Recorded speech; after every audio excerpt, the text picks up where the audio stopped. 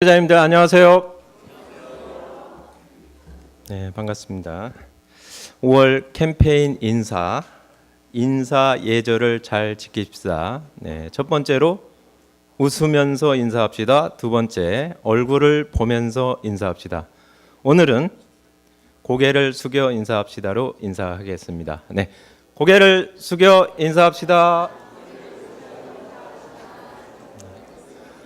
네, 이렇게 너무 이렇게 목에 기부스를 한다거나 이러면 그리스도인 합당치 않죠. 네, 겸손한 우리 그리스도인 되기 위해서 고개를 숙이면서 인사했으면 좋겠습니다. 그러면 2019년 양주교회 목표 같이 하시겠습니다. 2019년 양주교회 목표: 그리스도 예수의 마음을 본받는 교회, 겸손, 공감, 복종, 희생. 빌립보서 2장 5절로 8절 말씀. 너희 안에 이 마음을 품으라. 곧 그리스도 예수의 마음이니 그는 근본 하나님의 본체시나 하나님과 동등됨을 취할 것으로 여기지 아니하시고 오히려 자기를 비워 종의 형체를 가져 사람들과 같이 되었고 사람의 모양으로 나타나셨음에 자신을 낮추시고 죽기까지 복종하셨으니 곧 십자가에 죽으심이라. 네, 지난주 암송 빌립보서 2장 16절 다 같이 한번 암송하시겠습니다. 빌립보서 2장 16절 말씀. 생명의 말씀을 밝혀 나의 다름질도 헛되지 아니하고 수고도 헛되지 아니하므로 그리스도의 날에 나로 자랑할 것이 있게 하려 함이라. 지난주 암송 1, 2교구 형제 자매님들께서 해주시겠습니다. 빌립보서 2장 16절 말씀. 생명의 말씀을 밝혀 나의 다름질도 헛되지 아니하고 수고도 헛되지 아니하므로 그리스도의 날에 나로 자랑할 것이 있게 하려 함이라.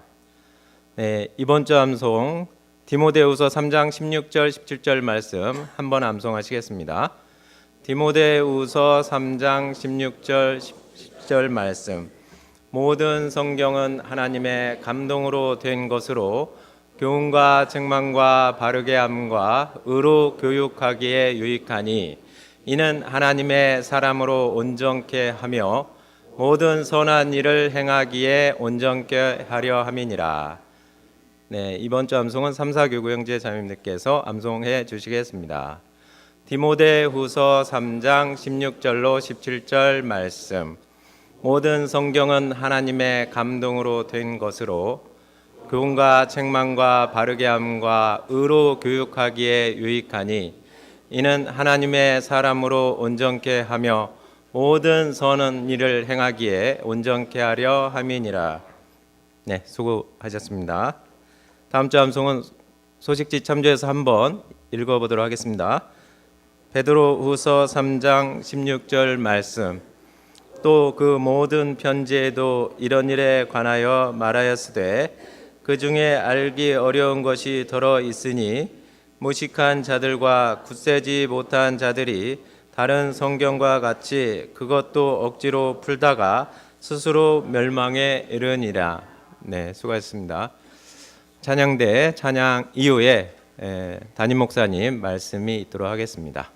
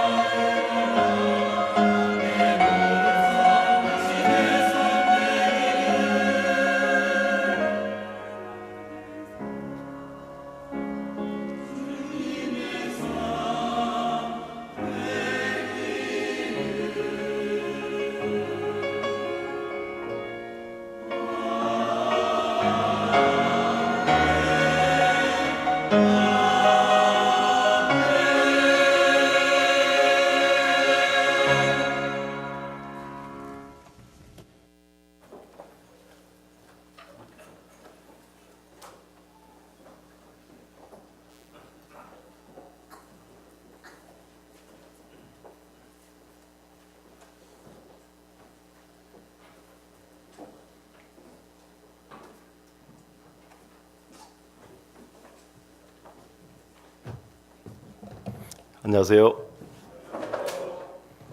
잠깐 기도 문제 드리도록 하겠습니다.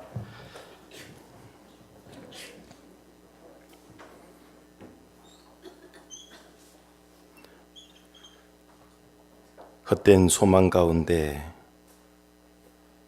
살아가던 저희들이었습니다. 썩어질 소망 가운데 살아가던 저희들이었습니다. 잠시 있다 없어질 소망 가운데 살아가던 저희들이었습니다. 그런 저희들에게 하나님 아버지께서는 썩지 않고 쇠하지 아니하고 영광스러운 그리고 영원한 산 소망 가운데 살아갈 수 있도록 구원해 주신 것 참으로 감사를 드립니다. 죽음과 함께 끝나버릴 그 소망 가운데 살아가지 않도록, 죽음 앞에서도 절망하지 않도록 산 소망 가운데 살아가도록 구원해 주신 것 참으로 감사를 드립니다. 우리는 하나님의 구원의 은혜를 받을 만한 그 어떤 거룩함도 의로움도 선함도 없던 존재들이었음을 말씀을 통해 더욱 깨달아 알았습니다. 그러기에 하나님께만 찬송과 영광과 존귀를 돌려드립니다.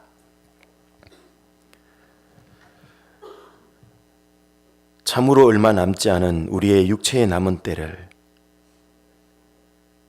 무엇을 위해 사용할 것인가를 분명히 하고 살아갈 수 있게 도와주옵소서. 더 이상 썩어져 없어질 것들을 위해서 우리의 귀한 시간들을 허비하지 않도록 도와주옵소서. 이 땅에서 그리스도인들은 가장 비싸고 가장 귀한 시간들을 사용하는 사람이라는 것을 잊지 않도록 하나님 일깨워 주옵소서. 우리가 사용하는 시간이 예수 그리스도의 보배로운 핏값이 지불된 시간이라는 것을 잊지 않도록 도와주셔서 가장 가치 있는 일을 위해서 날마다 은혜로 주어지는 이 시간을 사용할 수 있도록 인도해 주옵소서. 지난 한 주간 주님의 은혜 가운데 낮전도 집회도 무사히 마치게 하여 주심을 감사드립니다. 함께 말씀을 듣고 배웠던 모든 분들이 주님 오시는 그날까지 주님의 몸된 교회 가운데서 함께 신앙생활 할 수 있도록 도와주옵소서.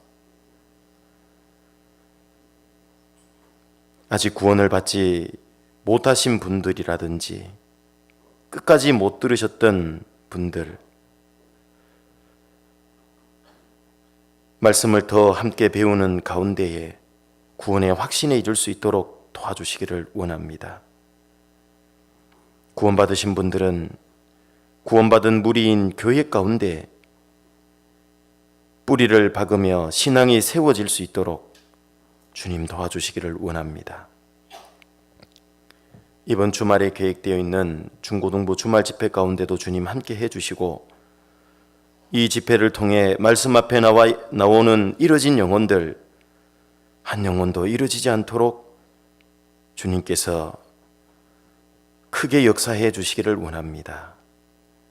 말씀 앞에 나오는 모든 분들의 마음을 열어주셔서 그 마음판에 주님의 말씀이 심겨질 수 있도록 도와주시기를 원합니다. 또한 교회 가운데 심적으로, 육체적으로, 신앙적으로 여러 가지 신앙의 고난 가운데 계신, 또한 질병 가운데 계신 믿음의 식구들 계십니다. 주님, 각자의 상황과 형편에 맞는 치료의 능력으로 더해 주시고 위로의 말씀으로 함께 해 주셔서 몸과 마음이 더욱 건강해지심으로 주님의 은혜의 복음을 힘있게 전할 수 있는 삶을 허락해 주시기를 부탁드립니다. 오늘 함께 배우는 말씀 가운데에도 주 성령님께서 함께 해 주셔서 듣고 잊어버리는 것이 아니라 우리의 마음과 생각에 말씀이 심겨지며 삶의 변화로 이어지는 시간이 되도록 인도해 주옵소서. 우리를 구원해 주신 예수 그리스도 이름으로 기도드립니다. 아멘. 빌립보서 2장 5절 같이 보시겠습니다. 빌립보서 2장 5절입니다.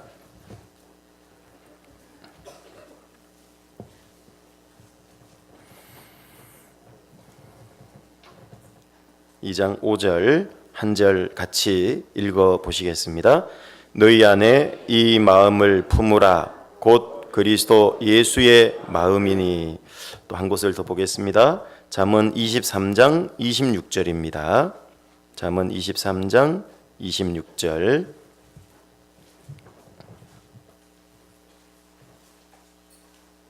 잠언 23장 26절입니다. 26절은 책갈피를 해주시면 좋겠습니다. 같이 읽겠습니다. 내 아들아 내 마음을 내게 주며 내 눈으로 내 길을 즐거워할지어다. 너희 안에 이 마음을 품으라 라는 주제로 9번째 시간이고요. 서브타이틀 부제로 그리스도 예수의 마음을 품어야 하는 이유도 이제 9번째 시간입니다. 어째 마음속에 예수님의 마음이 좀 품어지세요? 대답이 좀 거시기 하네요. 예수님의 마음을 품어야 되는 이유가 좀 마음판에 새겨지세요? 주로 1, 2분단은 대답을 잘 하시고 2, 3분단은 조금 대답이 거시기 합니다. 예수님의 마음을 우리가 왜 품어야 되는가? 오늘 이제 9번째 시간, 이제 마치는 시간인데요. 그 이유를 알아야 예수님의 마음을 품고자 하는 마음이 생기는 겁니다. 예수님의 마음을 품어야 되는 이유 크게 4가지를 말씀을 드렸습니다. 지난 9번의 시간을 통해서. 첫 번째는 우리 마음의 복잡성과 불안정성 때문이다. 그래서 예수님의 마음을 품어야 온전해진다는 걸 배우신 겁니다. 두 번째는 우리의 마음을 노략질하려는 대적이 있기 때문이다. 우리 속에 있는 육신, 우리 바깥에 있는 세상, 그리고 이 사탄 마귀가 우리의 마음을 뺏어가려고 하기 때문에 예수 그리스도의 마음을 품어야지만 뺏기지 않습니다. 세 번째로는 하나님께서는 외모보다 중심을 더 중요하게 보시기 때문에 그렇다고 같이 배워보셨습니다. 그리고 네 번째로는 우리를 가장 사랑하시는 주님이 우리에게서 보고 싶고 받고 싶어 하시는 마음이 예수 그리스도의 마음을 닮은 마음이다. 네 번째 이유로 배워보셨습니다. 하나님께서는 우리의 몸보다 마음의 중요성을 그 누구보다도 잘 아신다고 지난 시간에 말씀드렸습니다. 몸이 장갑이라면 마음은 손이다 이렇게 말씀드렸죠. 장갑이 움직이는 것 같아도 장갑이 움직이는 게 아니라 그 속에 손이 움직이는 겁니다. 그래서 마음은 하나님께서 일하시는 장소이기 때문에 하나님이 중요하게 보신다고 지난 시간에 말씀드렸죠. 하나님은 우리 마음에서 일하시는 겁니다. 마음은 신앙의 진실성이 입증되는 장소라 그랬죠. 그것도 지난 시간에 말씀을 드렸습니다. 아무리 겉으로 신앙생활 잘하는 것 같아도 마음이 바르지 못하면 그건 하나님께서 받으실 수가 없습니다. 마음은 신앙생활의 시작이고 중심이고 끝이다. 이렇게 말씀을 드렸고요. 마음은 우리의 도덕적인 태도와 행위가 결정되는 곳이라고도 말씀드렸죠. 그래서 하나님은 우리의 마음을 가장 중요하게 보시고 또 우리의 마음을 지으신 이가 하나님이시잖아요. 마음이 가장 중요하다고 얘기를 하는 겁니다. 이 세상에 지킬 것이 많지만 그 중에 가장 신경 써서 지켜야 될 것이 마음이라고 말씀한 겁니다. 예수님께서는 이스라엘 민족이 입술로는 하나님을 또 예수님을 존경하지만 마음은 멀다 그랬잖아요. 그걸 외식이다, 위선이다 이렇게 말씀하셨다고 배우셨습니다. 마음이 없는 기도는 근엄한 조롱이라고 그랬죠. 마음이 없는 찬송은 공허한 소리, 메아리에 지나지 않습니다. 마음이 없는 봉사는 그 자체가 위선인 겁니다. 마음이 없는 모든 예배 행위는 하나님을 끊임없이 지속적으로 모욕하고 있는 겁니다. 모독하는 겁니다. 참으로 엄청난 얘기죠. 그런데 마음을 하나님께 드리지 못하고 계속 그렇게 살 수 있는 거예요. 아내가 옆집 철수 아빠를 마음에 두면서 남편과 결혼 생활을 죽을 때까지 열심히 한다고 해도 그건 죽을 때까지 남편을 모욕하는 것에 지나지 않습니다. 그만큼 마음을 하나님은 중요하게 보신다고 그랬습니다. 우리는 마음을 하나님께 드리기 전까지는 하나님은 우리의 행위를 통해서 그 어떤 것도 받으실 수 없다고 말씀드렸죠. 그만큼 마음이 중요한 겁니다. 우리의 마음을 하나님께 온전히 드릴 수 있다면 삶이 좀 부족해도 하나님은 기뻐하신다는 것 또한 지난 시간에 배우셨습니다. 그리고 언제 우리가 우리의 마음을 하나님께 드려야 하는가 이것도 기억나실 겁니다. 언제라 그랬죠?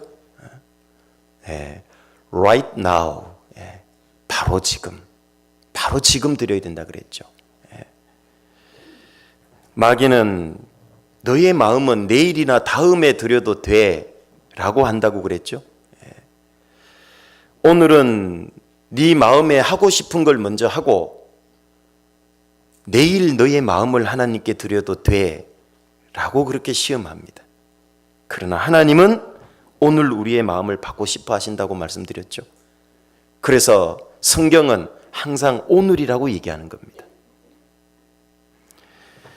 하나님께서는 내일이 아닌 오늘 자신을 드린 사람을 통해 일한다 그랬죠. 내일부터 하나님을 위해서 내 마음을 드릴 거야. 그 사람을 통해서는 일하지 않습니다.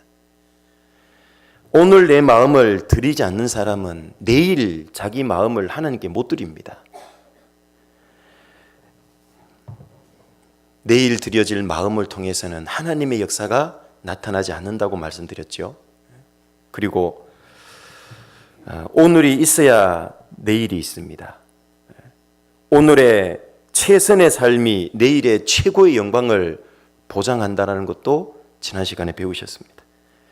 그래서 그리스도인에게는 평범해 보이는 오늘이 특별해 보이는 내일보다 훨씬 낫고 중요하다고 말씀드렸어요. 그래서 오늘 우리는 바로 우리의 마음을 하나님께 드려야 됩니다. 다니엘은 오늘 마음을 드리기 위해서 하루 3번 기도한 겁니다. 내일 드리기 위해서 그렇게 기도한 게 아니에요. 주님은 오늘 마음을 하나님께 온전히 드리기 위해서 새벽 미명의 기도를 드린 겁니다.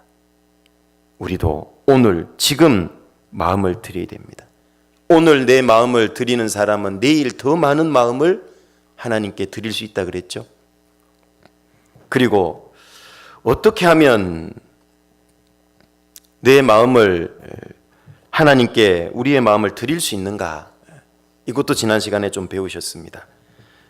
5가지로 지난 시간에 5가지 중에 4가지를 지난 시간에 배웠습니다. 어떻게 하면 우리의 마음을 하나님께 정말 하나님이 기뻐 받으시는 그 마음을 드릴 수 있을까? 먼저는 지금 내 마음을 드리기 위해서는 지금 내 마음이 어디에 가 있는가부터 알아야 된다고 그랬죠. 자기 마음이 어디에 있는지도 모르면서 마음을 드린다는 건 불가능한 일인 겁니다. 그래서 많은 사람들은 세상 많은 것들의 마음을 뺏기고 살아가요. 그러면서도 자기 마음을 들여보려고 그러는 불가능한 일에 계속 도전하고 있는 그리스도인들이 있습니다. 두 번째로는 내 속에 거짓되고 부패한 본성이 있다는 걸 알 때, 그리고 그걸 인정할 때 내 마음을 하나님께 쉽게 드릴 수 있다 그랬죠. 그래서 다윗은 자기 마음에 타락하고 부패한 본성이 있다는 걸 간음죄와 살인죄를 짓고 깨닫고 하나님께 달려나갔던 겁니다. 자기의 마음을 온전히 드릴 수 있었던 겁니다. 그리고 세 번째로는 뜨거운 마음이라야 하나님께 드릴 수 있는 겁니다. 사실은 식어진 마음을 하나님께 드리면 안 되는 겁니다. 그럼에도 불구하고 요한계시록 3장 라오디게아 교회는 식어진 마음을 하나님께 드리려고 했던 겁니다. 하나님은 그걸 토하여 내치겠다고 얘기하죠. 받을 수 없다는 뜻입니다.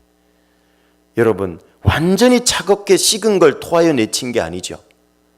라오디게아 교회의 신앙은 미지근한 정도였어요. 그래도 하나님은 못 받겠대요. 그 말은 빨리 뜨거워지라는 얘기인 겁니다. 그래야 내가 기뻐 받을 수 있다는 얘기예요. 그리고 네 번째로는 자원하는 마음이라야 드릴 수 있다. 하나님은 더 기뻐 받는다는 얘기죠. 지난번에 이렇게 네 가지 배웠고요. 오늘은 다섯 번째, 온전한 마음이라야 드릴 수 있다. 사실은 온전한 마음을 하나님은 기뻐 받으시는 겁니다. 마귀는 이렇게 우리에게 속삭입니다. 우리 마음에 아주 작은 부분만 자기에게 달라고 그래요. 다 달라고 내가 하는 거 아니야. 작은 부분만 나에게 주고 나머지 대부분의 마음은 하나님께 드려 라고 미혹을 합니다. 기가 막힌 방법인 겁니다.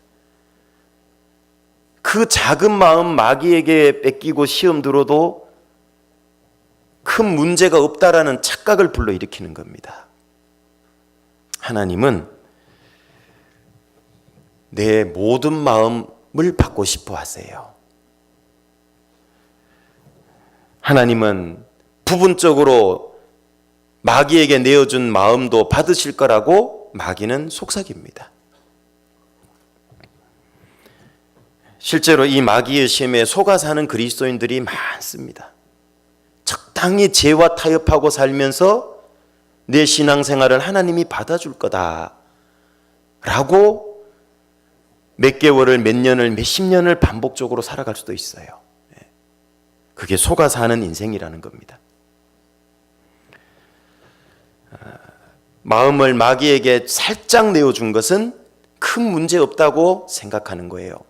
마음을 죄에게 살짝 내어준 정도는 괜찮다고 생각하는 거예요.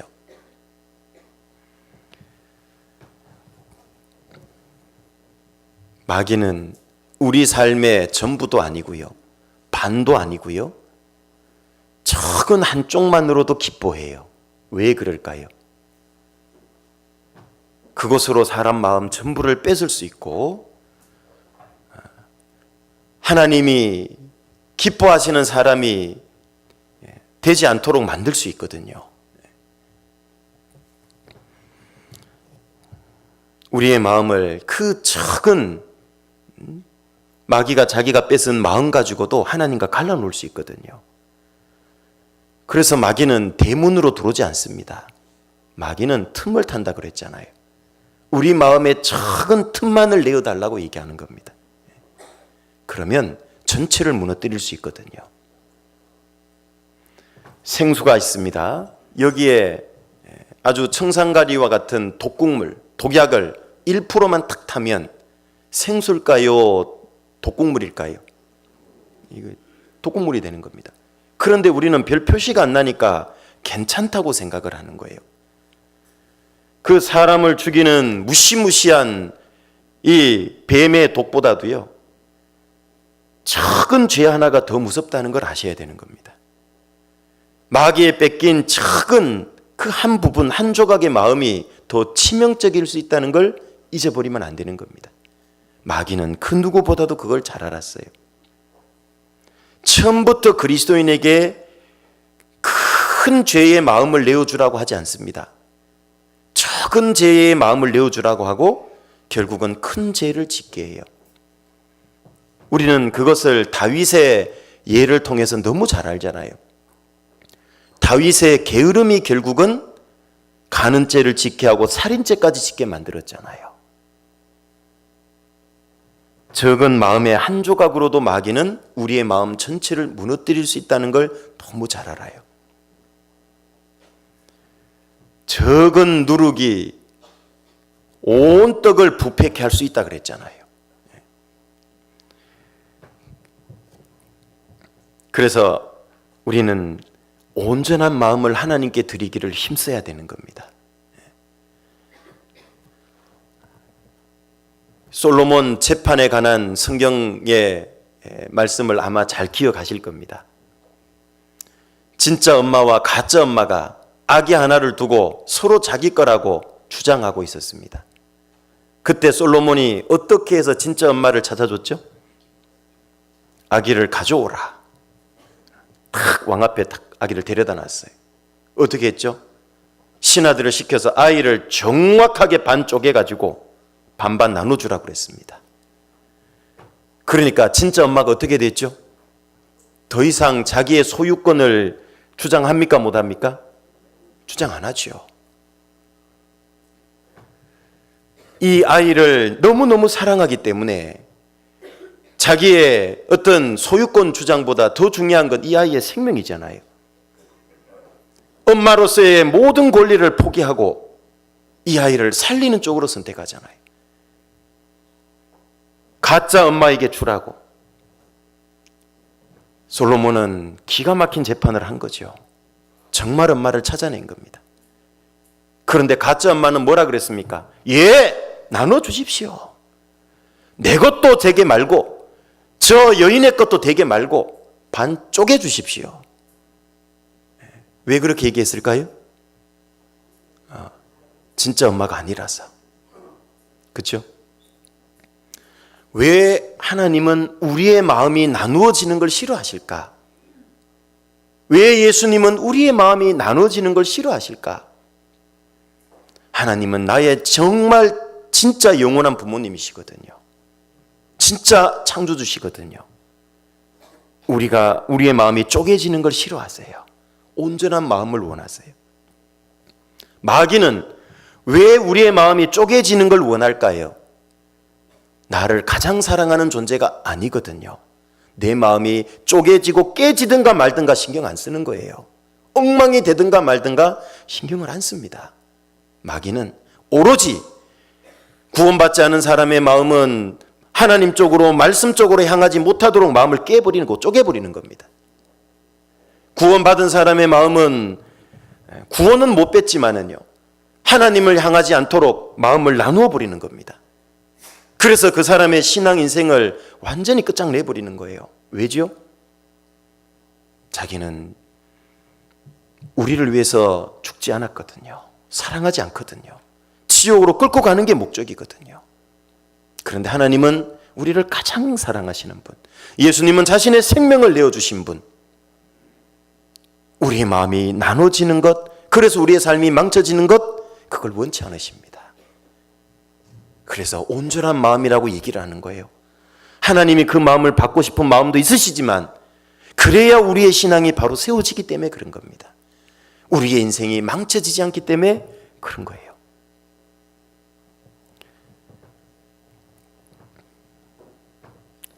예수님께서는 내 마음을 다하고 목숨을 다하고 뜻을 다하고 힘을 다하라고 얘기한 겁니다. 그럴 때 하나님도 영광 받으시지만 기뻐하시지만 우리의 삶이 참으로 온전해지기 때문에 그래요. 참으로 행복해질 수 있기 때문에 그래요. 그래야 하나님하고 관계가 가장 튼튼해지거든요. 하나님으로부터 받을 모든 축복을 받아 누릴 수 있거든요. 그런데 하나님하고 관계가 깨지면 받아 누릴 수가 없게 되는 겁니다. 하나님하고 관계가 깨지는 가장 근본적인 이유는 마음이 나누어지고 깨어지면 그래요. 마음이 조금이라도 마귀에게 뺏기면 그래요. 하나님께 온전히 드려지지 못하고 남겨진 마음만큼 마귀와 세상과 육신에게 빼앗기기 쉽습니다.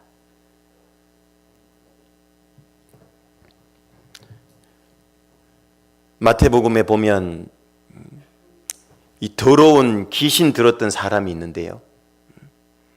그 사람에게서 귀신이 나갔다고 나와요. 그죠? 그런데 이 귀신이 물 없는 곳으로 막 돌아다니다가요, 자기가 나왔던 그 사람 속에 다시 들어가려고 그러는데 자기만 들어간 게 아니라 그 7명 귀신을 더 데리고 들어갔죠.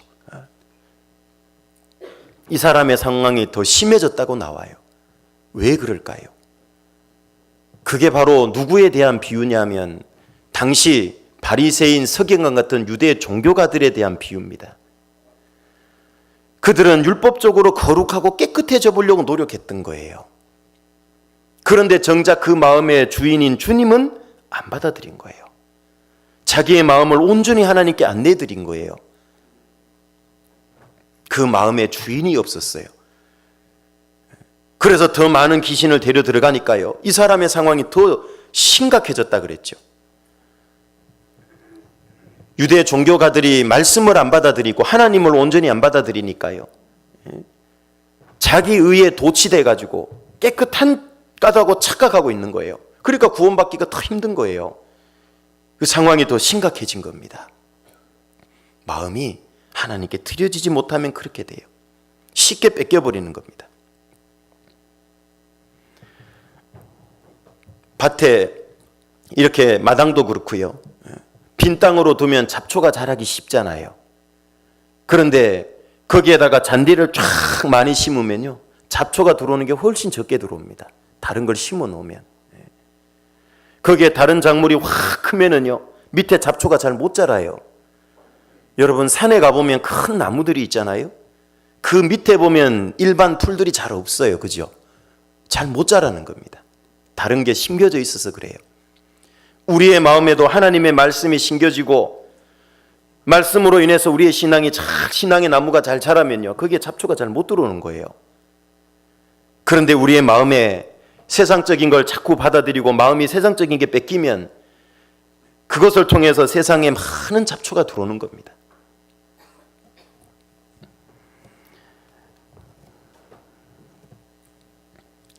그래서 이 역대상에 보면 열왕기 상하도 그렇고요, 역대 상하도 읽어보시면 이스라엘의 통일 왕국부터 많은 왕들이 나오잖아요. 그런데 하나님께 온전히 자기를 드렸던 왕도 있고요, 완전히 타락했던 왕도 있고 부분적으로 드렸던 왕도 있어요. 마음을 그 중에서 한 사람을 오늘 소개해 드리려고 하는데요, 열왕기하 10장으로 한번 가보시겠습니다. 여기 잠언 23장은 좀 책갈피를 해 놓으시고요, 열왕기하 10장으로 가보시면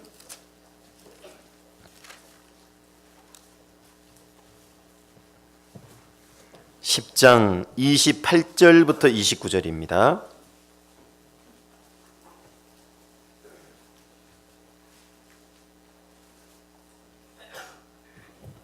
열왕기하 10장 28절부터 29절입니다.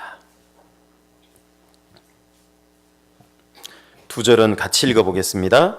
예후가 이와 같이 이스라엘 중에서 바알을 멸하였으나 이스라엘로 범죄케 한 느밧의 아들 여로보암의 죄, 곧 베델과 단에 있는 금송아지를 섬기는 죄에서는 떠나지 아니하였더라. 이 예후라고 하는 왕은 북이스라엘의 10대 왕입니다. 그런데 이 예후는 두 마음을 품은 거예요. 야고보서 4장 8절에는 두 마음을 품은 자들아 마음을 성결케 하라, 이렇게 말씀하죠. 두 마음을 품어서는 하나님을 섬길 수 없는 겁니다. 그런데 이 예후는 안타깝게도 두 마음을 품었던 거예요. 어떤 마음입니까? 바알이라는 분명해 보이고 확실한 우상은 멸해버렸습니다. 그건 과감히 철폐를 한 겁니다. 그런데 왜 금송아지는 남겨뒀을까요? 섬기는 일은 계속했을까요? 이 성경에서 금송아지는 혼잡된 신앙의 대명사입니다. 바알은 확실한 우상이잖아요. 그런데 이 금송아지는 때로는 하나님인 것처럼 이스라엘 민족이 그렇게 잘못 알고 섬겼던 사례들이 있잖아요. 이게 혼잡인 겁니다. 아예 바알처럼 확실한 우상이라면 버리기가 쉬운데 하나님의 신앙과 우상을 숭배하는 신앙이 혼잡되고 섞인 게 금송아지인 겁니다. 이 금송아지 숭배 신앙이 바로 혼잡된 신앙의 대표적인 모습인 겁니다. 이 금송아지 신앙의 모습은 언제부터 나오죠? 이스라엘 민족이 광야 생활할 때 시내산 앞에서 있었던 일이잖아요. 출애굽기 32장으로 가보겠습니다. 출애굽기 32장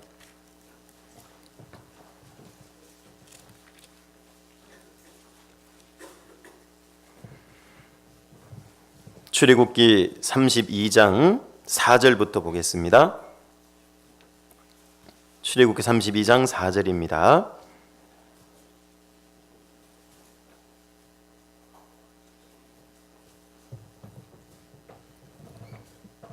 (32장 4절) 같이 읽어보겠습니다. 아론이 그들의 손에서 그 고리를 받아 부어서 각도로 새겨 송아지 형상을 만드니 그들이 말하되 이스라엘아 이는 너희를 애굽 땅에서 인도하여 낸 너희 신이로다 하는지라. 자, 이 금귀고리 이런 것들을 빼가지고요, 그걸 녹여가지고 만들었어요. 금송아지인 겁니다. 금송아지 신앙이 이제 여기 등장하는 겁니다. 그리고 금송아지를 만들어 놓고 이것이 애굽에서 우리를 인도하여 신 하나님이다 그 말이죠. 하나님과 우상을 숭배하는 것이 짬뽕된 거예요. 혼잡된 거, 섞여버린 겁니다.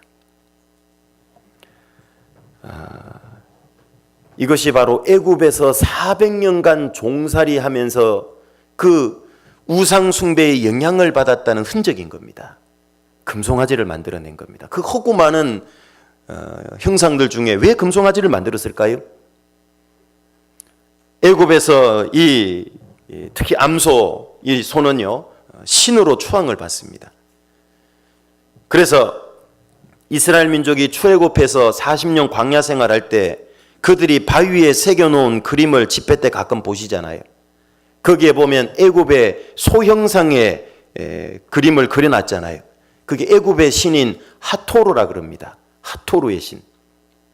이 하토르의 신은 하토르라고 하는데요, 굉장히 능력 있는 신입니다. 하늘과 사랑과 기쁨과 결혼과 춤 또는 풍요를 관장하는 신이에요. 어머니 신입니다. 대지의 신이죠. 굉장한 많은 영향력을 행사하고 있죠. 축복을 받는 신인 겁니다. 이것을 하나님화한 거예요. 이 하토르를 하나님과 섞어버린 겁니다. 이게 혼잡된 신앙인 겁니다. 그래서 광야 생활할 때도 그 하토르를요 그려놓은 겁니다. 성막 안에 있는 이 금촛대, 메노라라 그러잖아요. 7가지로 된 그 금촛대 그림도 바위에 새겨놓고 소 모양의 그 하토르도 새겨놓고 혼잡된 모습인 겁니다.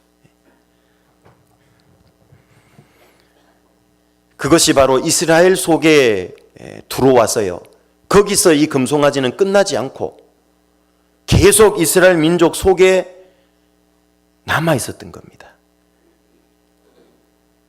이 모세가 시내산 앞에 만들었던 금송아지는 빻아서 가루로 만들어서 백성들에게 마시워 버린 겁니다.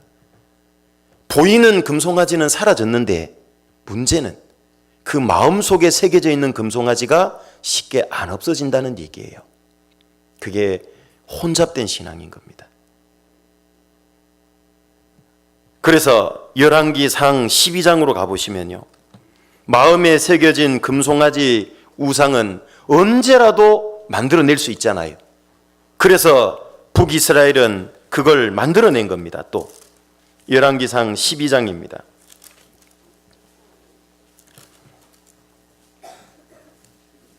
(12장 25절부터 33절까지입니다.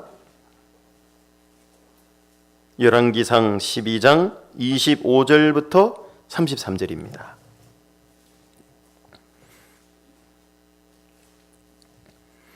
여로보암이 에브라임 산지에 세겜을 건축하고 거기서 살며 또 거기서 나가서 분우엘을 건축하고 그 마음에 스스로 이르기를 나라가 이제 다윗의 집으로 돌아가리로다.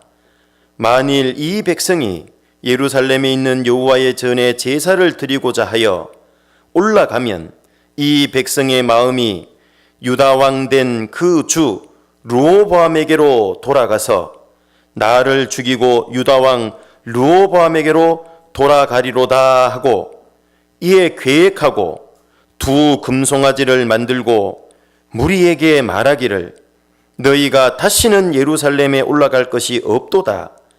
이스라엘아, 이는 너희를 애굽 땅에서 인도하여 올린 너희 신이라 하고 하나는 베델에 두고 하나는 단에 둔지라. 일단 29절까지 읽었습니다. 이 지금 어떤 상황이냐 하면 BC 930년에 솔로몬 왕의 우상 숭배로 인해서 통일되어 있던 이스라엘 왕국이 두 쪽이 난 겁니다. 쪼개진 거예요. 그래서 솔로몬 왕의 부하였던 여로보암이라고 하는 장군이 북쪽에 있는 10지파를 데리고 한 나라를 쿠데타로 독립을 해서 세운 것이 북이스라엘 왕국이고요. 남유다는 유다 지파를 중심으로 솔로몬 왕의 아들이었던 르호보암이 남유다 왕국을 세운 겁니다. 나라가 쪼개진 거예요. 우상 숭배 때문에 그렇습니다. 그런데 북이스라엘의 여로보암 왕이 어떤 생각이 들었냐 하면 예루살렘 성전은 남유다에 속해 있었거든요. 이 북이스라엘 민족들이 이스라엘 민족은 1년에 3번의 절기가 있을 때마다 예루살렘 성전에 제사들이 올라가야 되는 겁니다. 그럴 때마다 예루살렘으로 자꾸 올라가면 남유다 르호보암 왕에게 마음이 뺏겨서 돌아와서 자기를 죽일 수도 있겠다. 그래서 예루살렘에 제사 드리러 올라가는 걸 막아야 되겠다고 생각을 한 거예요. 자기의 왕권을 위해서, 자기의 이 만족을 위해서요, 자기의 영광을 위해서 못 올라가도록 막기 위해서 어떻게 했냐 하면 예루살렘 하나님의 성전과 비슷한 산당을 2개를 만드는 거예요. 제사 드릴 수 있는 곳을. 그리고 거기에 제단에 금송아지를 2마리를 만들어서 하나는 북이스라엘 가장 북쪽 경계선인 단에다가 만들어 세우고 또 하나는 북이스라엘 왕국 남쪽 경계선인 베델에다가 이걸 만들어 놓고 섬기게 한 겁니다. 예루살렘에 올라가지 말라고. 이스라엘 민족 마음이 뺏길까 봐. 그리고 30절부터 보겠습니다. 30절. 이 일이 죄가 되었으니 이는 백성들이 단까지 가서 그 하나에게 숭배함이더라. 우상 숭배인 겁니다. 르호보암은 금송아지를 만들어 놓고 이것이 하나님이라고 한 거예요. 여기에다가 제사 드리면 된다라고 얘기를 한 겁니다. 신의 산 앞에서와 똑같은 거죠. 이 금송아지가 바로 너희를 애굽 땅에서 인도하여 올린 신이다. 아까 출애굽기 32장과 똑같잖아요. 31절입니다. 저가 또 산당들을 짓고 레위 자손 아닌 보통 백성으로 제사장을 삼고 장소도 예루살렘이 아닌 베델과 단, 짝퉁, 가짜에다가 가짜 하나님 금송아지도 만들어 놓고 그리고 하나님이 세우라고 한 진짜 아론의 자손 제사장이 아닌 레위 자손 아닌 보통 백성으로 제사장도 삼고 짝퉁입니다. 유사품이에요. 혼잡된 겁니다.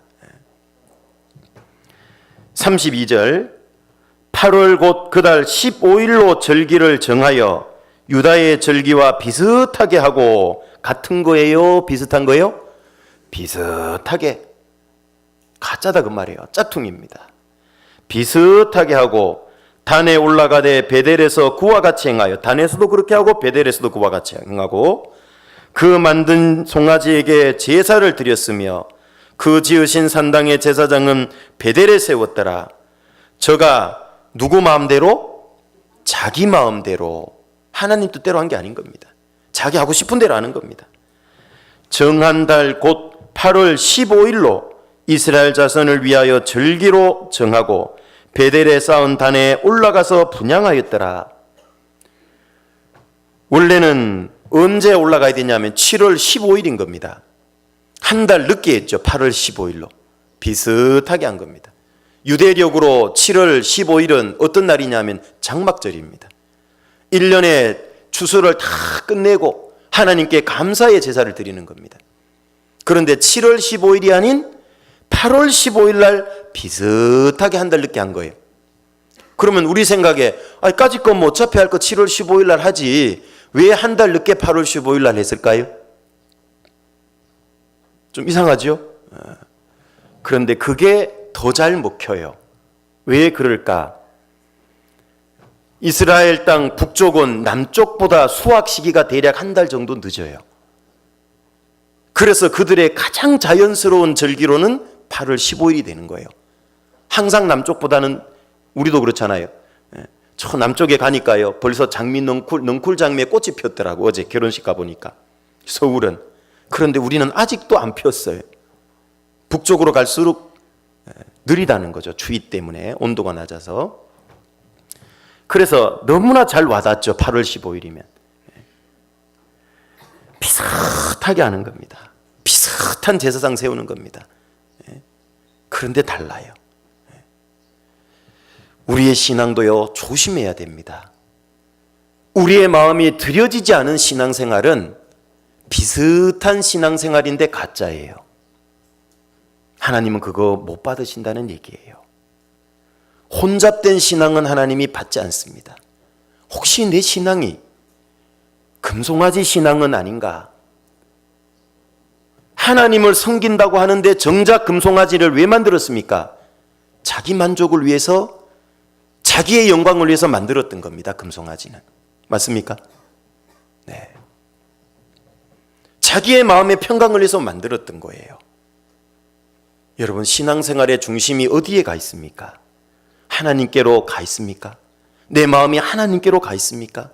아니면 내 만족을 위해서 신앙생활 합니까? 그렇다면 신앙생활은 신앙생활인데 진짜하고 좀 비슷한 가짜예요. 그 비슷해 보이는 가짜 생활에 속아서 주님 올 때까지 생활할 수 있는 거예요.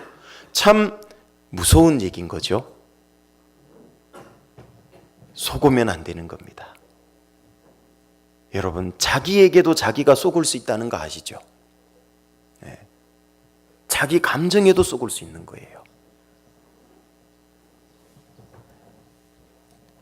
바알과 같은 명확한 우상은 내버리기가 쉬워요. 그런데 하나님과 결합된, 혼잡된 금송아지 신앙은 내버리기가 참 어렵다니까요.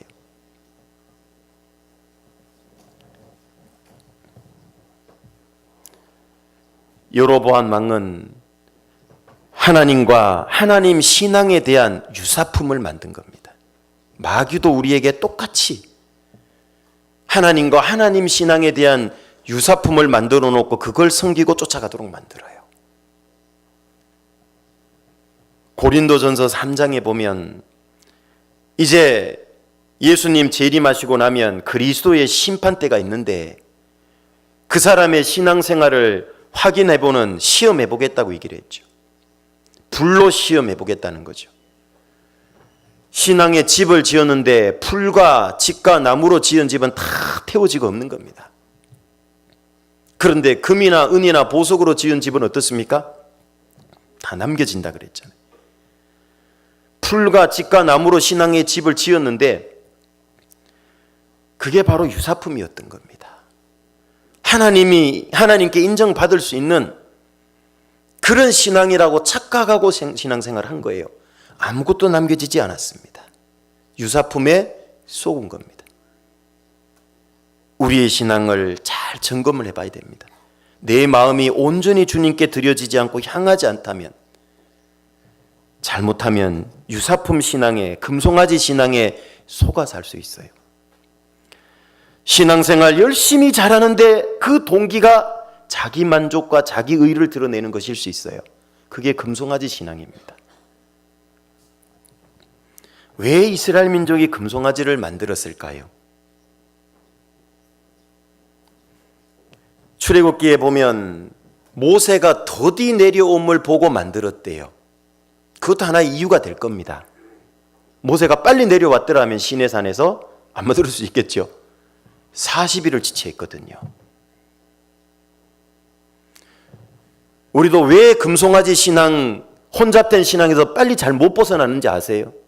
적당히 죄와 타협된 데서 못 벗어나는지 아세요? 주님의 재림이 오래 남았을 거라고 생각하는 거예요. 모세가 내려오는 게 지체됐기 때문에 금송아지 만들었던 것처럼 예수님 재림이 앞으로 천천히 한참 있다 올 거라고 느긋하게 생각하니까요, 삶에 변화가 없는 거예요. 마음에 결단이 안 서는 겁니다. 만약에 오늘 밤 12시에 주님 온다는 걸 내가 정확히 들었고 성경을 통해 알았다면요, 지금 이런 마음으로 안 살 거예요. 오늘 밤 12시까지는. 그렇죠? 결단하고 살 거예요. 사실 그것도 하나의 이유가 되기는 하지만 사실 가장 근본적인 이유는 따로 있습니다. 왜 그들이 금송아지를 시내산 앞에서 만들었을까? 왜 여로보암이, 북이스라엘의 초도왕이었던 여로보암이 단과 베델에 금송아지를 만들었을까? 그 근본적인 금송아지를 만든 이유가 신약 성경에 나와요. 사도행전 7장으로 가보시죠. 사도행전 7장 39절 40절입니다.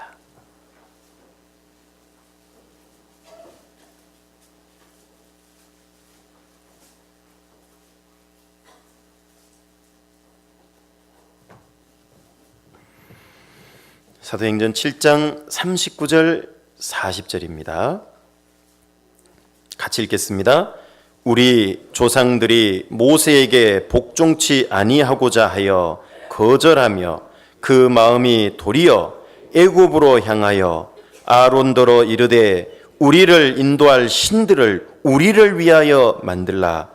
애굽 땅에서 우리를 인도하던 이 모세는 어떻게 되었는지 알지 못하노라 하고, 모세가 더디 내려온 게 사실 문제가 아니에요. 뭐가 더 근본적인 문제였죠? 그들의 마음에 문제가 있었던 겁니다. 마음이 하나님을 향하고 하나님께 온전히 드려진 마음이었다면 모세가 40일이 아니라 400일을 안 내려와도 금송아지 안 만드는 거예요. 그렇겠죠? 모세가 지체된 게 근본적인 이유가 아니었다라는 거예요. 하나님은 스데반 집사의 입을 통해서 왜 금송아지 신앙이 만들어졌을까? 그 마음에 문제가 있었다라고 딱 정리를 해준 겁니다. 마음이 어디를 향했다고 나오죠? 그 마음이 도리어 애굽으로 향했어요. 여러분, 참 안타까운 건 뭐냐면 그들이 이스라엘 민족이 출애굽하고 광야 생활할 때마다 늘 힘들고 어려우면 애굽을 돌아봤다라는 거예요. 그렇죠? 먹을 양식이 없으면 뭐라 그럽니까? 애굽 왜 있을 때는 고기 까마 곁에서요, 고기 먹었습니까? 고기 국물 얻어 먹었습니까? 고기 얻어 먹지도 못했으면서 국물 먹은 그 생각하고 있고, 외와 부추와 수박 먹은 그 생각하고 있고, 뭡니까? 그들의 몸은 애굽을 나왔는데 마음은 애굽을 나온 거예요? 못 나온 거예요? 못 나왔어요. 틈만 나면 돌아간 거예요. 틈만 나면. 우리가 구원받고 신앙이 어릴 때는 그럴 수 있어요. 틈만 나면 자꾸 육신으로 돌아가고 세상으로 돌아갈 수 있어요. 그런데 구원받고 신앙이 성장하면요, 이제는 애굽을 돌아보면 안 된다 그 말이에요. 출애굽한 이스라엘은 애굽을 돌아봐야 될 것이 아니라 무엇을 봐야 됩니까? 자기들이 들어가야 될 가나안 땅을 봐야죠. 축복의 땅, 약속의 땅, 젖과 꿀이 흐르는 땅, 하나님이 준비해 놓은 땅, 그 땅을 바라봤어야 되는 겁니다. 그래서 애굽을 돌아봤던 출애굽 1세대는 광야에서 하나님이 모조리 엎드려져 죽인 겁니다. 그들이 다 죽을 때까지 40년 광야 생활하게 한 겁니다. 왜요? 자격이 없어요. 가나안은 천국을 상징합니다. 세상을 돌아보는 사람은 천국에 들어가서 얻을 영광, 유업이 없다는 뜻인 겁니다.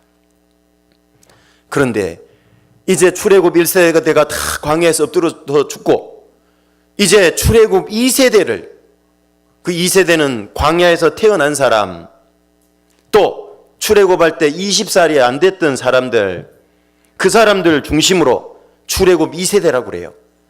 그 사람들을 들어서 가나안 땅을 정복하게 한 겁니다.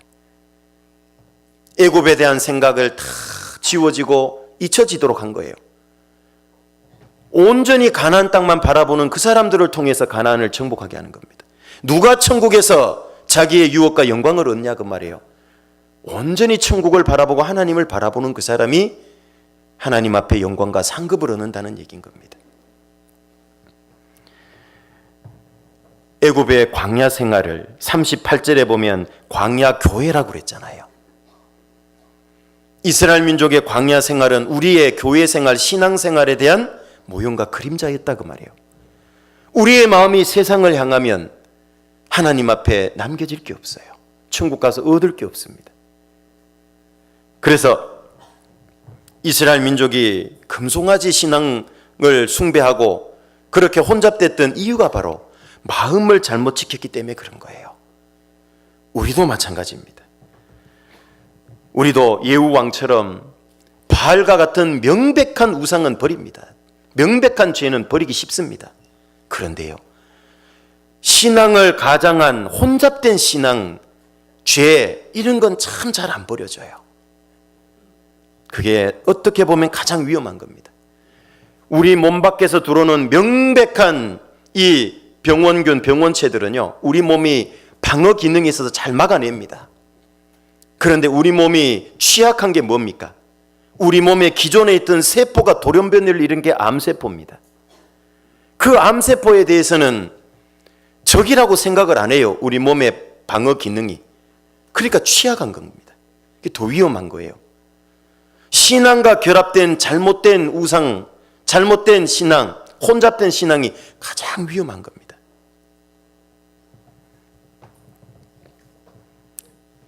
도덕적인 죄는 명백히 그리스도인이 구별하기 쉽죠.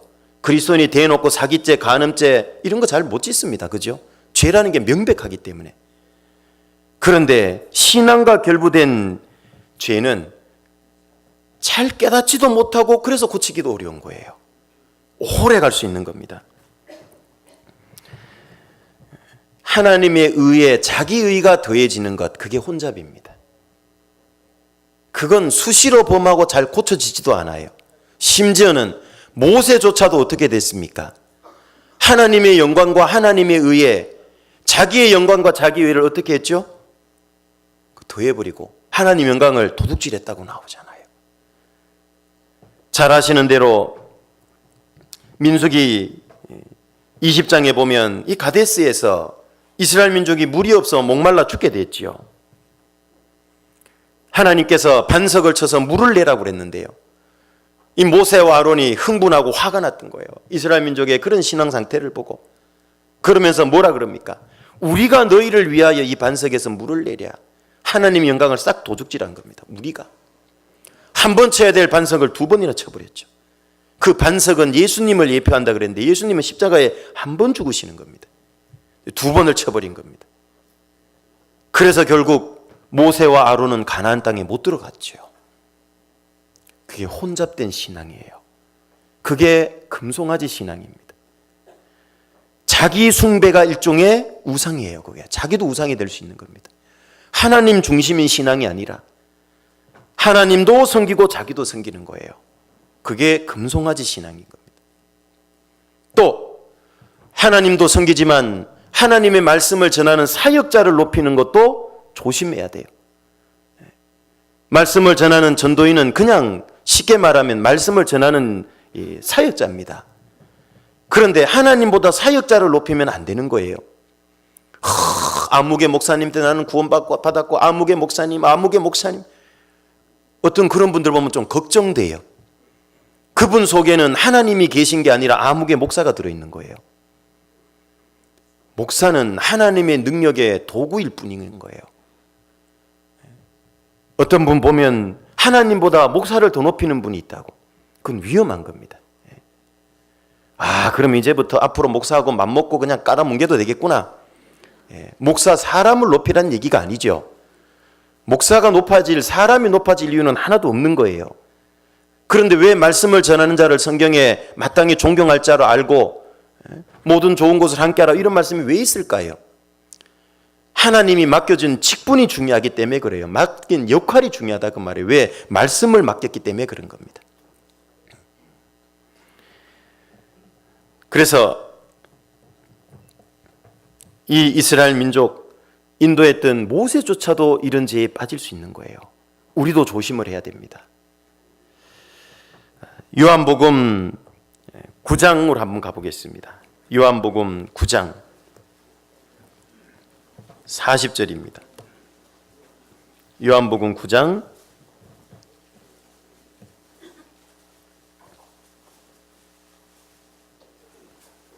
40절, 41절입니다.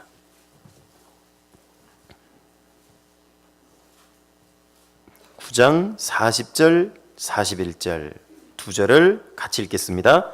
바리새인 중에 예수와 함께 있던 자들이 이 말씀을 듣고 가로되 우리도 소경인가?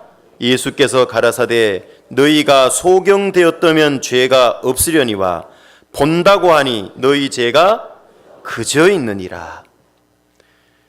너희가 정말 영적으로 우리는 소경입니다, 지옥 갈 죄인입니다 라는 걸 인정했다면 죄가 없어지게 될 기회를 얻을 거라 그 말이에요. 구원받을 수 있다 그 말이에요. 그런데 자기들은 영적으로 소경이면서 우리는 본다고 생각하는 거예요. 바리새인 서기관은. 그래서 죄를 고침받을 기회가 없는 거예요. 그 죄가 그저 계속 있는 거예요. 자기가 정말 지옥 갈 죄인이라는 것을 아는 사람은 어떨까요? 온전히 하나님의 의를, 구원을 의지하도록 되어 있죠. 그런데 자기 의에 딱 사로잡혀 있으면 하나님의 의를 온전히 덧입을 수가 없어요. 그런데 자기 의에다가 하나님의 의를 더 보태려고 했던 사람이 유대 종교가들인 겁니다. 심지어는 마태복음 21장으로도 가보세요. 바리새인 서기관뿐만 아니라 대제사장과 장로들도 같았습니다. 마태복음 21장 23절입니다.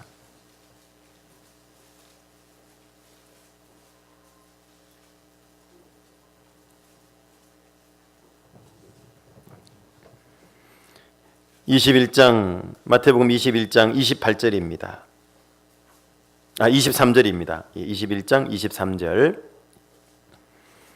예수께서 성전에 들어가 가르치실세 대제사장들과 백성의 장로들이 나와 가로되 내가 무슨 권세로 이런 일을 하느뇨? 또 누가 이 권세를 주었느뇨? 예수님을 완전히 무시하고 있는 겁니다. 우리한테 허락을 안 받았다 그 말이에요. 이 대제사장과 장로들의 마음이 교만하고 높았던 겁니다. 31절 32절로 가보겠습니다. 그 둘 중에 누가 아비의 뜻대로 하였느뇨? 가로되 둘째 아들이니이다. 예수께서 저희에게 이르시되 내가 진실로 너희에게 이르노니 세리들과 창기들이 너희보다 먼저 하나님의 나라에 들어가리라. 요한이 의의 도로 너희에게 왔거늘 너희는 저를 믿지 아니하였으되 세리와 창기는 믿었으니 너희는 이것을 보고도 종시 뉘우쳐 믿지 아니하였도다. 대제사장과 장로들은요 하나님의 말씀에 순종하는 것처럼 하면서 불순종한 거예요. 여기 예수님이 28절부터 보면 31절까지 보면 두 아들에 대한 비유가 나옵니다. 큰아들은 아버지께서 포도원에 가서 일하라 그랬더니만요 예 하고 안 갔어요. 둘째 아들은 일하러 좀 포도원에 가거라 하니까 싫어요 하고 갔어요. 그 둘 중에 누가 아비의 뜻대로 했냐? 누구죠? 둘째다 그 말이에요. 싫어요 했지만 간 거예요. 그게 순종한 겁니다. 근데 큰아들은요, 네 해놓고 안 간 거예요. 그게 누구냐 하면 지금 대제사장 장로들 너희들이다 그 말이에요. 너희가 하나님 말씀을 가리키고 말씀대로 제사도 드리고 순종하는 것 같지만 너희는 진정한 의미에서 하나님의 뜻을 순종 안 한다 그 말이에요. 그런데 둘째 아들이 누굴까요? 바로 세리와 창녀들입니다. 하나님 말씀대로 살아라 그랬더니만 안 살았잖아요. 맨날 남의 돈 떼먹기나 하고 남을 막 두들겨 패서 세금을 억지로 거두기나 하고 간음죄나 지고 돌아다니고 하나님의 말씀에 불순종했어요. 그런데 그들은 결국 예수님을 통한 복음에 순종을 해요. 구원받는 겁니다. 누가 더 천국에 들어가기 쉽냐? 대제사장과 장로들이 아니라요, 세리와 창녀들이 하나님 나라에 있을 거다. 어째서 그렇죠? 대제사장과 장로들은 자기 의에 도취되어 있었다고.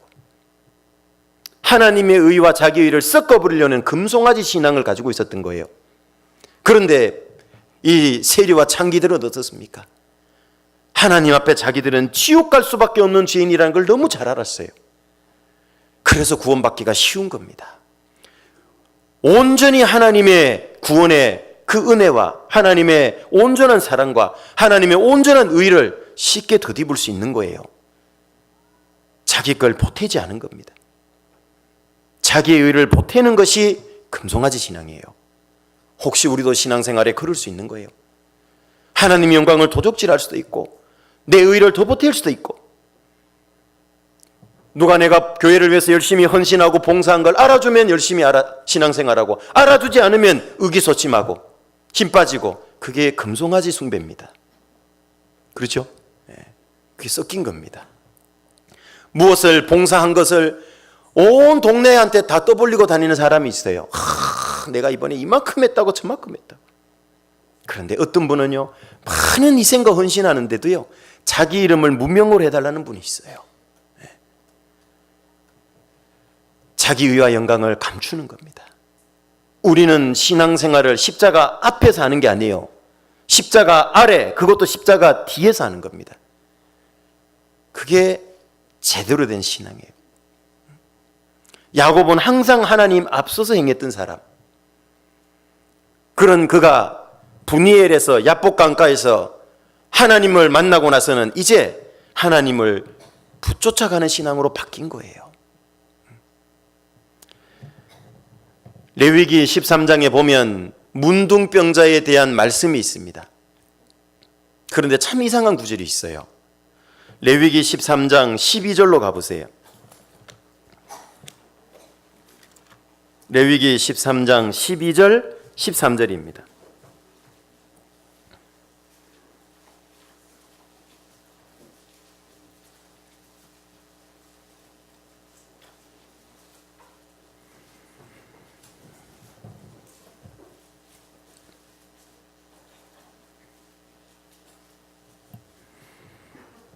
레위기 13장 12절 13절 레위기 13장 12절 13절 같이 읽어보겠습니다.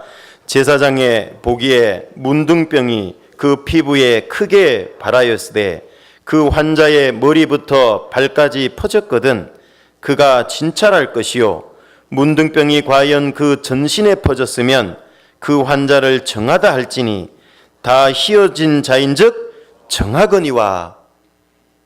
참 이상하지요. 문둥병이 머리끝에서 발끝까지 다 퍼졌으면 정하다, 깨끗하다 이렇게 인정받는 거예요. 이상하죠, 그죠? 상태가 더 심각한 건데 문둥병이 손에 난 정도가 아니고 머리끝에서 발끝까지 온 전신에 퍼지면 정하다.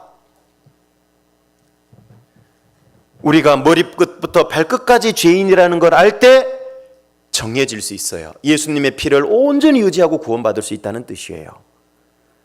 세리와 창녀들처럼. 그러나 바리새인이나 서기관, 대제사장과 장로들처럼 나는 좀 깨끗해, 나는 그래도 좀 의로워, 그 사람들은 하나님 볼 때 부정한 문둥병인 겁니다. 구원받을 수가 없어요. 우리가 하나님 앞에 신앙생활 할 때도 마찬가지입니다. 자기의 부족을 늘 깨닫고 늘 하나님 앞에 자기를 돌이키고 자기의 겸손한 위치를 잃지 않는 그 사람이 하나님 볼 때 온전한 마음을 갖고 있는 사람이에요. 생활이 100% 온전한 게 아니고요. 우리는 성장해가는 과정이기 때문에 삶은 부족한 부분이 있습니다. 그러나 내가 그 부족한 걸 청직하게 인정하고 고백하고 늘 하나님 앞에 나아가서 자기를 낮추고 하나님의 도움을 구하는 그 사람 마음은 온전한 거예요. 하나님을 향하고 있는 겁니다. 사도행전 3장 12절로 가보겠습니다. 사도행전 3장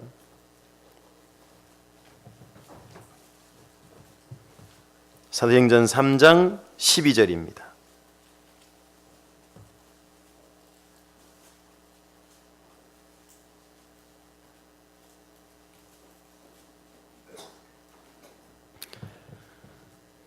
(3장 12절) 같이 한번 읽어보겠습니다. 베드로가 이것을 보고 백성에게 말하되 이스라엘 사람들아 이 일을 왜 기이 여기느냐 우리 개인의 권능과 경건으로 이 사람을 걷게 한 것처럼 왜 우리를 주목하느냐 이런 마음이 필요해요. 이 베드로와 요한이 성전에 기도 시간에 기도하러 쫙 올라가는데요. 나면서부터 안진뱅이 된 사람들이 딱 메고 나온 거예요. 베드로와 요한이 기도해서 이걸 낫게 해버린 거예요. 그랬더니만 사람들이 이 베드로와 요한을 막 집중해서 본 거예요. 우와! 그때 이 베드로와 요한은 뭐라고 그랬습니까? 베드로가 개인의 권능과 경건으로 이 사람을 걷게 한 것처럼 왜 우리를 보냐? 우리의 능력이 아니다. 하나님을 봐야지. 이게 맞는 자세지요. 내가 엄청난 큰 일을 했다 하더라도 또는 하나님을 위해서 많은 어떤 좋은 일이 잘 됐다 하더라도 뭐 유명한 대학에 입학하고 유명한 회사에 입학하고 어떤 것들이 사업이 잘 되고 그렇다 하더라도 자기 능력으로 된 게 아니잖아요. 우쭐하면 안 된다 그 말이에요. 이건 하나님의 능력으로 된 거다. 그게 온전한 마음이에요. 그런데 우리는 뭘 좀 잘하고 하면요 자꾸 거기에 내가 잘해서 된 것처럼 자꾸 자기가 들어가요. 조금씩. 그게 금송아지 신앙이 될 수 있는 겁니다. 내 신앙은 어떻습니까? 내 용물은 육신인데 포장지는 거룩이라는 포장지가 입혀있는 그런 신앙은 혹시 아닙니까? 우리의 마음은 딴 데 가 있는데 겉으로만 포장된 신앙생활하고 있는 건 아닙니까? 두 마음을 품고 신앙생활하고 있는 건 아닙니까? 그게 우리 시대의 또 다른 금송아지 신앙인 겁니다.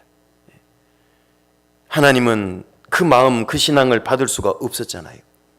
그래서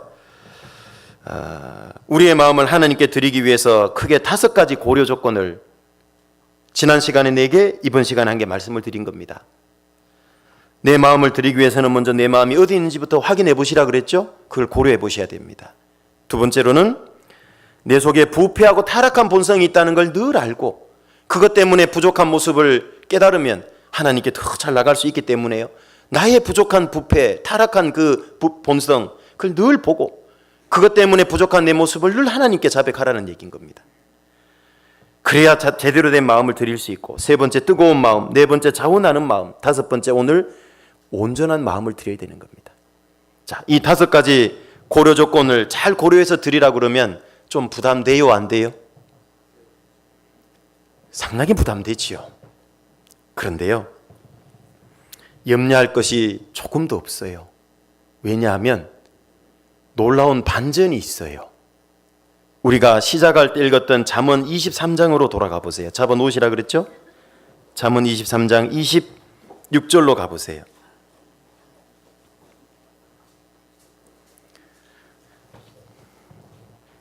잠언 23장 26절 내 아들아 내 마음을 내게 주며 여기에서 우리는 무엇을 발견할 수 있죠? 영어 성경으로는 My son, 나의 아들아, Give me your heart, 너의 마음을 달래요. 그런데 여기 한글 성경도 마찬가지고 영어 성경도 마찬가지고요. 내 마음, 너의 마음 앞에 무슨 수식어가 마음 앞에 붙어 있습니까? 안 붙어 있습니까?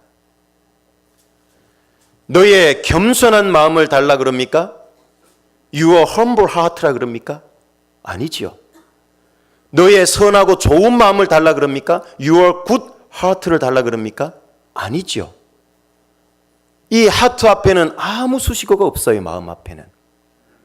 무슨 뜻입니까? 그냥 네 마음을 달라는 거예요.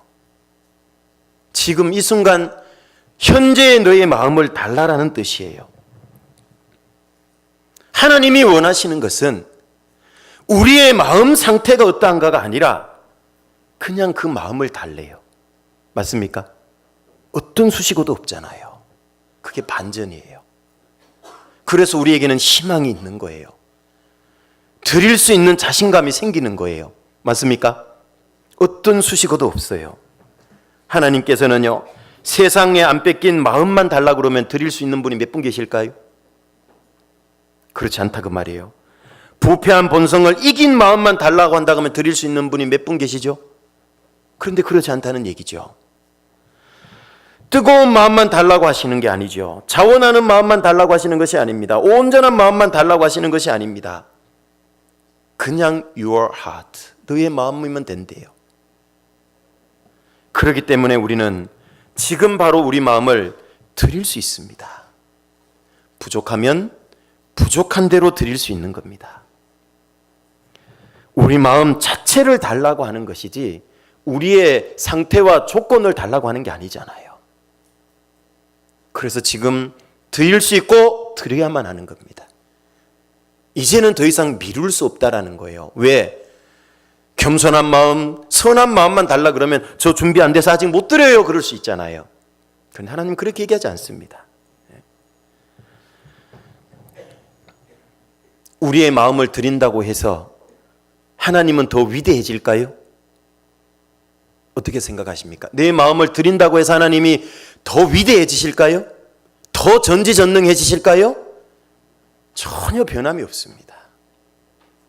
하나님은 그 자체로 충만하신 겁니다.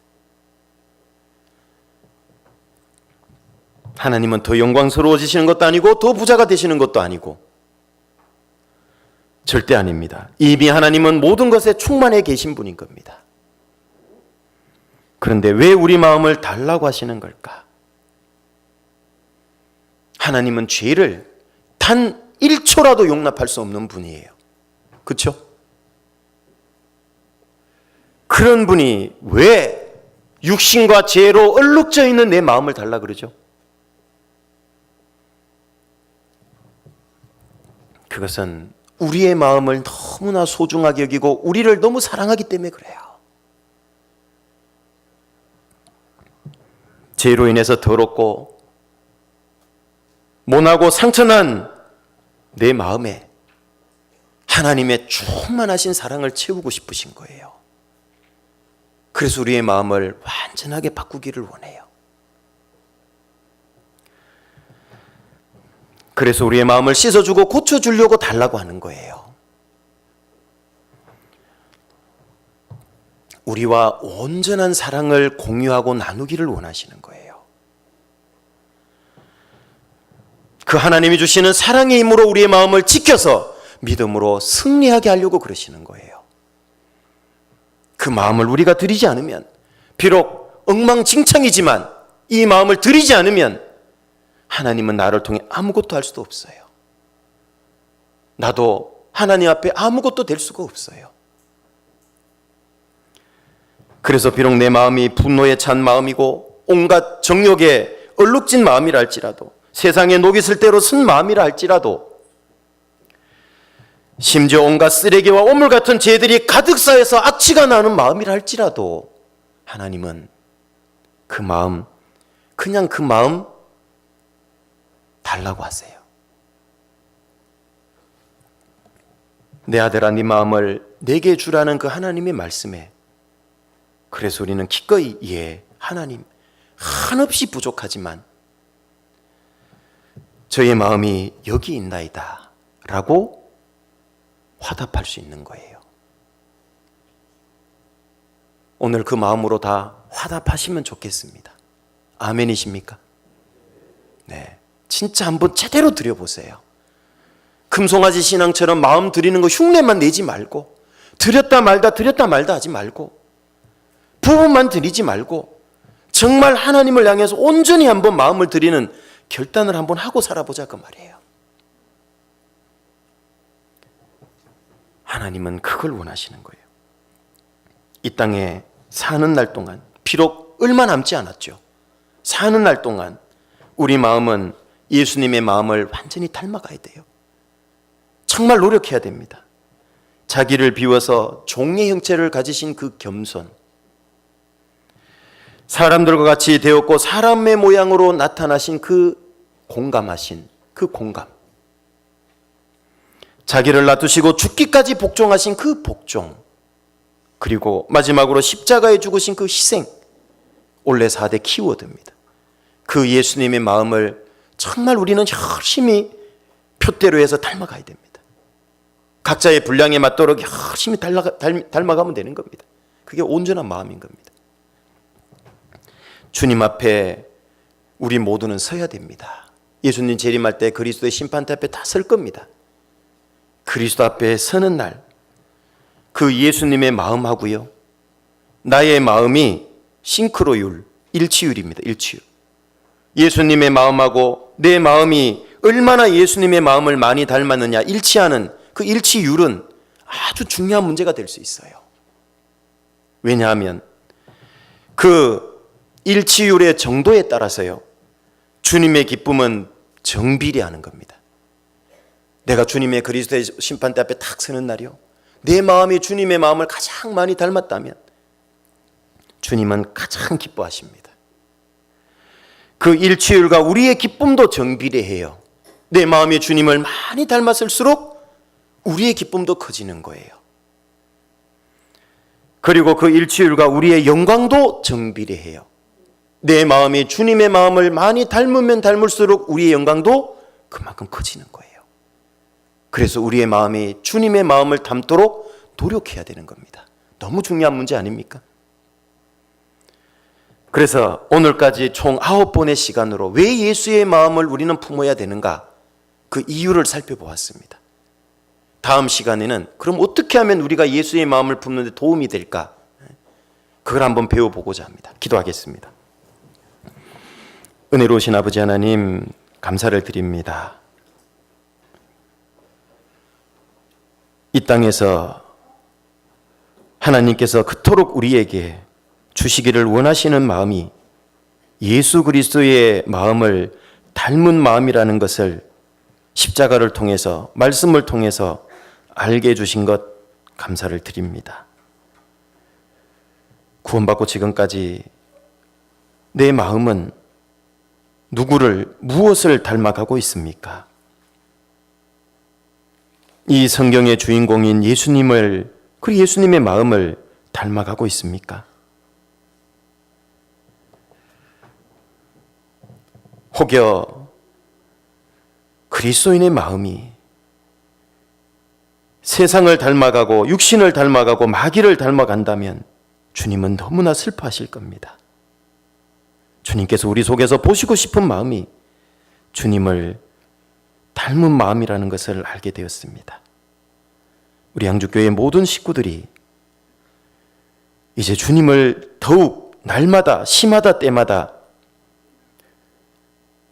그 마음으로 닮아갈 수 있도록 도와주시기를 원합니다. 그래서 주님 앞에 서는 날 주님도 기뻐하시고 나도 기뻐하고 참으로 주님 앞에 영광스러운 삶을 살았노라고 영광과 한이 속에 주님 앞에 설 수 있기를 소원합니다.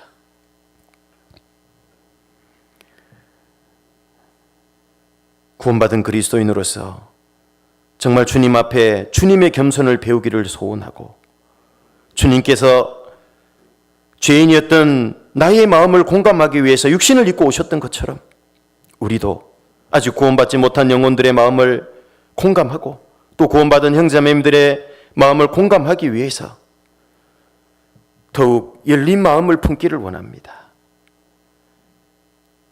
또한 그들을 건지기 위해서 하나님 말씀에 복종하고 희생하는 삶을 살아가기를 소원합니다. 비록 우리는 아직도 부족하고 나약한 것이 있지만 하나님께서는 그 마음, 그 모습 있는 그대로를 달라고 하신 것에 감사를 드립니다. 우리는 이 시간 주님 앞에 결단을 정말 하고자 합니다. 주님 앞에 서원하고자 합니다. 이제 정말 우리의 마음을 온전히 주님 앞에 내어드려서 주님이 우리의 마음을 더욱 주님 마음으로 닮아갈 수 있도록 변화시키는 그 일을 하실 수 있도록 모든 분들이 주님께 마음 내어드리기를 애쓰도록 주님 도와주옵소서. 오늘 계획된 모든 일정 가운데도 주님 함께 해주시길 부탁드리면서 예수님 이름으로 기도드립니다. 아멘. 같이 찬양하시겠습니다. 찬송가 489장 같이 찬양하시겠습니다.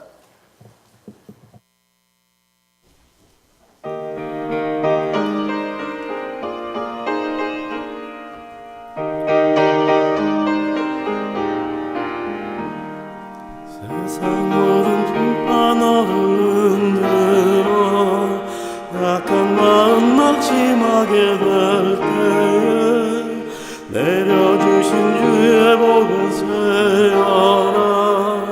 주의 크신 복을 내가 알리라. 받은 복을 세어보아라.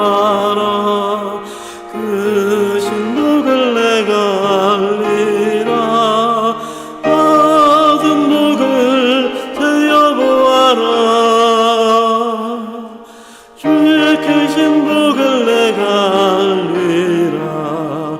세상 근심 걱정 너를 누르고 십자가를 등에 지고 나갈 때 주가 내게 주신 복을 세어라.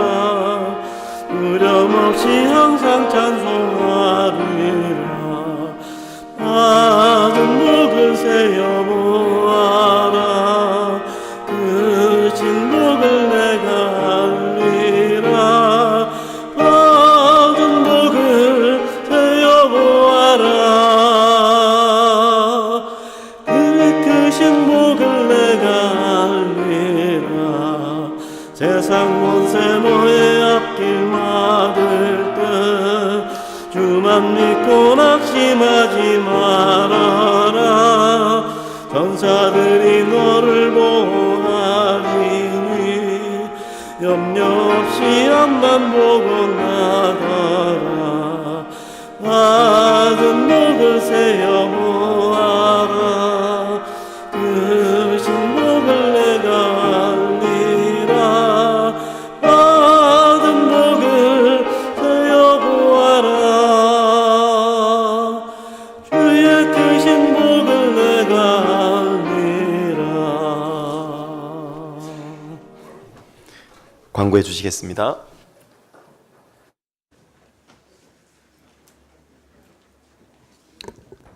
네, 광고 전에요. 미디어 선교부에서 만든 홍보 영상 2분 30초짜리입니다. 같이 시청하시겠습니다.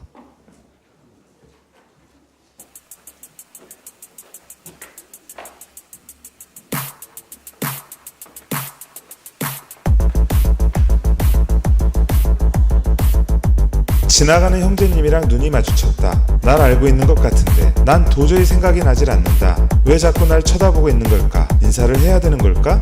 그렇다고 내가 여기서 안녕하세요 라고 한다면 왜 날 째려보지? 기분이 상할 수 있고, 그렇다고 내가 여기서 안녕하세요 라고 한다면 나를 못 보고 그냥 지나가 버릴 수도 있는데, 아니 그 전에 대체 이 형제님 누구일까? 우리는 어떤 사이일까?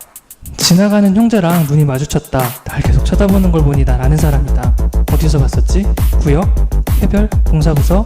도저히 기억이 나질 않는다. 인사를 해야 되나? 그냥 지나가고 싶다. 그러다가 아는 사람이면 어쩌지? 도저히 생각이 나질 않는다. 도저히 모르겠다. 인사할까? 말까? 할까? 말까? 그래도 먼저 인사를 해야겠다. 안녕하세요, 형제님. 주 안에 우린 한 가족입니다. 먼저 본 사람이 먼저 인사합시다. 겸손하게 고개를 숙이는 작은 용기가 우리 교회를 아름답게 합니다.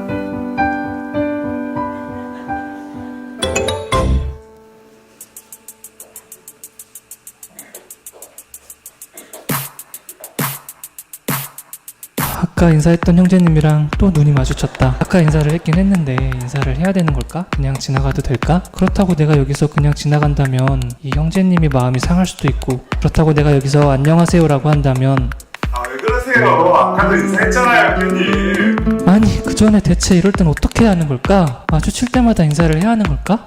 지나가는 형제님이랑 눈이 마주쳤다. 오늘만 벌써 3번째다. 인사를 해야 되나? 그냥 지나가고 싶다. 그러다가 마음이 상하면 어쩌지? 되게 소심해 보이는데 분명 삐질 것 같다. 도저히 모르겠다. 인사할까? 말까? 할까? 말까? 그래도 먼저 인사를 해야겠다. 안녕하세요, 형제님. 아유, 형제님. 볼 때마다 반갑네요. 교회에서 마주치는 형제자매님들은 마주칠 때마다 반갑게 밝은 얼굴로 인사해요.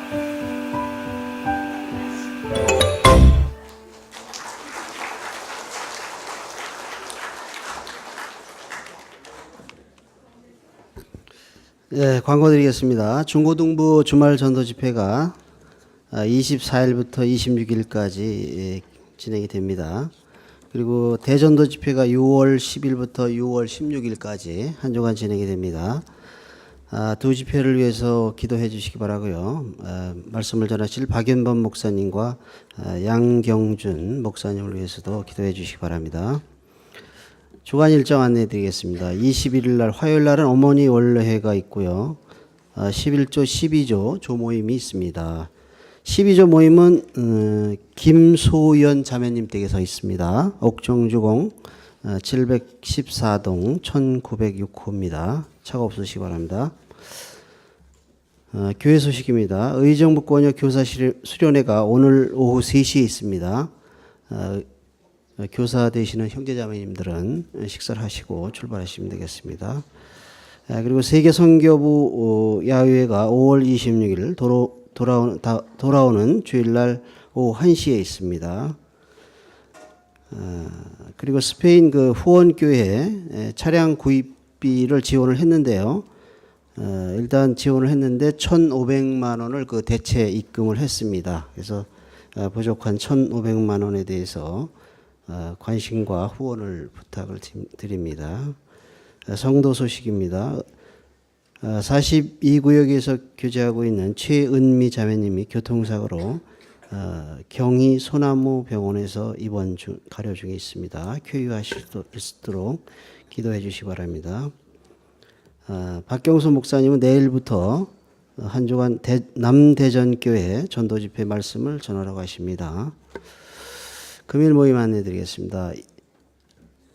식사하시고 1시 반부터 이삭보 모임, 또 회별 모임이 있습니다. 3시 반에는 각 부서별 봉사부서 모임이 있고요. 5시 반에는 소강당에서 전도 상담부 모임이 있습니다. 지난 5월 달서부터 청소 방법이 바뀌었는데요. 오늘도 마찬가지로 회별 봉사부서는 모임이 끝난 후에 청소를 해 주시기 바랍니다. 그리고 광고 이후에 1교구 어머니회에서는 앞으로 모여 주시기 바랍니다. 찬양 연습이 있다고 합니다. 식사 맛있게 하십시오.